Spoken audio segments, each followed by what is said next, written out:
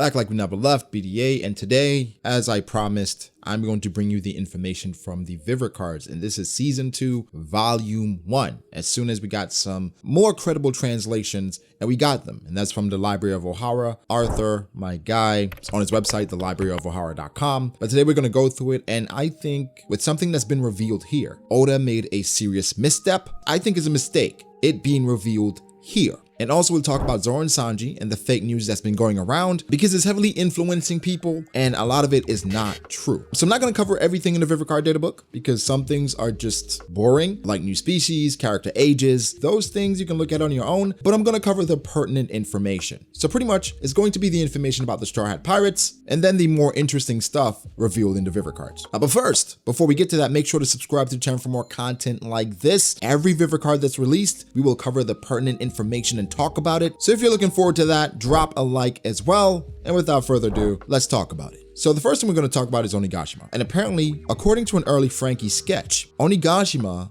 was originally called Ryugashima or Dragon Island, as opposed to Onigashima, Oni Island. This does make one think because of Kaido and his devil fruit, but also the history of Wano. And you go back to Monster, if you guys don't know what Monster is, it was a one-shot or story about Ryuma and him cutting down a dragon. And that is canon, Ryuma cutting down a dragon in the past. So with Onigashima being considered for Dragon Island, it does spur some theories in your mind about what it could be. But of course, that was what it was supposed to be called. I've had my theories about Kaido having some history in Wano and knowing about Wano and maybe being connected to the dragon that Ryuma slayed, or maybe the dragon that Ryuma slayed was a devil fruit user. We don't know exactly, but this is really interesting in my opinion. It goes on to talk about Nami and her childhood and how she was supposed to act as a kunoichi in Wano to sneakily infiltrate enemy locations. It also says that Nami's lightning attacks are said to be substantially stronger with Zeus than they ever were before, which is something very obvious, right? The next pertinent thing is about Zoro's card. It does not list him as a Conqueror's Haki user, but again, these cards were finished prior to the release of chapter 1010, so therefore, based off of that, we can't just use this card to say Zoro doesn't have Conqueror's Haki. These cards were just made before that point. So, to the fake news, some Vivre card information that was floating around was about Zoro and Sanji. First, we talk about the Zoro stuff. But Zoro was talking about Enma and how it's stated in the Vivre cards that Enma does not draw out Oden's Haki, but only Zoro's Haki. However, Arthur says that the card only mentions that Enma forcefully draws out one's Haki, and that's something we already know. So, based off of what Enma does, saying that Zoro is using Oden's Haki, I think, is incorrect. Something like that doesn't have to be spelled out in my opinion.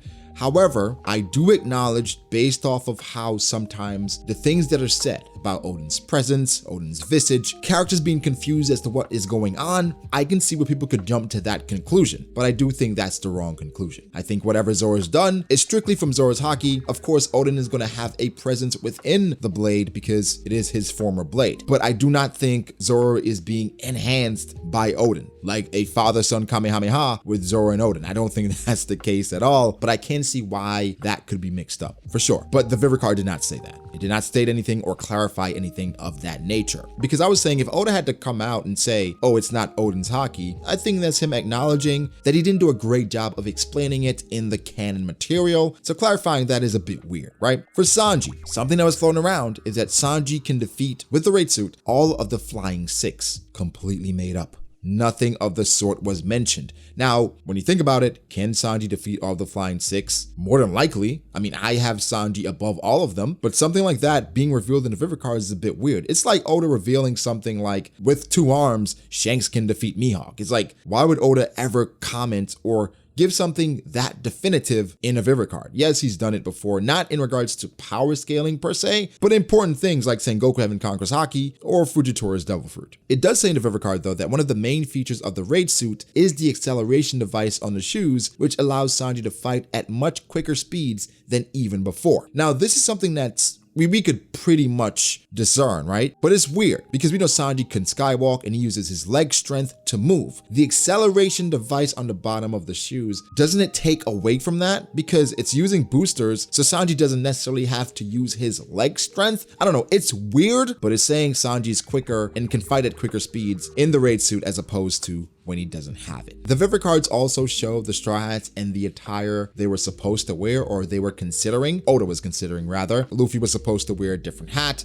Zoro was pretty much just only gonna have a top knot. Nami was supposed to wear a kimono like Robin. Usopp was supposed to have thicker armor. Sanji was originally supposed to have a cape. I guess because he had a cape in Whole Cake Island, Oda said, you know what, let's change it up a bit. Chopper was originally gonna be depicted as a feudal lord, but Oda went with a ninja instead. And then it shows the concept art for Frankie, and it mentions Ryugashima. It then gives some information about Jinbei, which I don't think anything is too pertinent. It confirms him being the 10th member, so you can look at that on your own. Tama. There's some information here we can talk about. First, the devil fruit name is revealed, the Kibi Kibi no Mi. Tama is referred to as the natural enemy of the beast pirates, and of course now we know why. She can convert smile users. There's a plot hole in regards to her age that's been cleared up. Tama lied about her age. Instead of saying she was 4, she said she was 5 because she was trying to join Ace's crew. And we see the concept art as well for Tama as Oda siphoned through different options. Okiku, she's confirmed to be a user of observation and armament, and there's an entire section about her sex and gender. You guys can read through that. For me, Kiku is a female. That's how I address Kiku. That's how she's always been portrayed. So I address Okiku as her. That's it for me. Yasuie. And this is where I think Oda made the greatest misstep. Not in the story, but just in Wano so far, with Yasue's character. Yasue's character has always been endearing to a lot of people because of how he died and how he lived. For the people of Abisu Town, he was a shining light, someone that in the midst of everything that was going on, they were positive reinforcement, a positive influence in that town that had suffered so much from Kaido and Orochi. So Arthur mentions here that in the Devil Fruit section, Toko is said to be a smile user. And we know Toko, Yasue's daughter. Apparently, Yasue is not. So this is essentially implying that Yasue did not eat a smile, and so his Cheshire grin that he always had on his face is something that he forcefully did. So for instance, they were forced to smile all the time. Where Yasue, he did the same thing, where he brought real smile and laughter all the time and gave the citizens a positive outlook on life with his presence. So even Yasue in death, he smiled. And for a lot of us, we felt like he was smiling because he ate the smile. Yasu was smiling because he wanted to, because he wanted to influence the people around him. This would have been so much more impactful if we found this out either before his death or during his death. I thought Yasuo was a good character before. I think if this was incorporated into the story, he would have been one of the fan favorites because of how he lived and how he died. Him not eating a smile, but always encouraging the victims of smile by keeping a smile on his face. That is amazing. It's very sad when you think about it. And I think this should absolutely have been in the story. That was a mistake, in my opinion. That should have been in the story. No doubt about it. Okay, but guys, give me your thoughts. That's pretty much the end of the pertinent information. There are more Vivre cards coming at some point. We don't know when, but again, this is on the libraryofohara.com. You can go read the entire thing on your own. Shout out to Arthur. But if you enjoyed, make sure to like the video if you did, and subscribe to the channel for more content like this. Follow me on Twitter at BragoDAce. Follow me on Instagram at BragoD.Ace. Thank you to my patrons. I appreciate you guys so much. Guys, like, subscribe, and I'll catch you in the next one. Peace.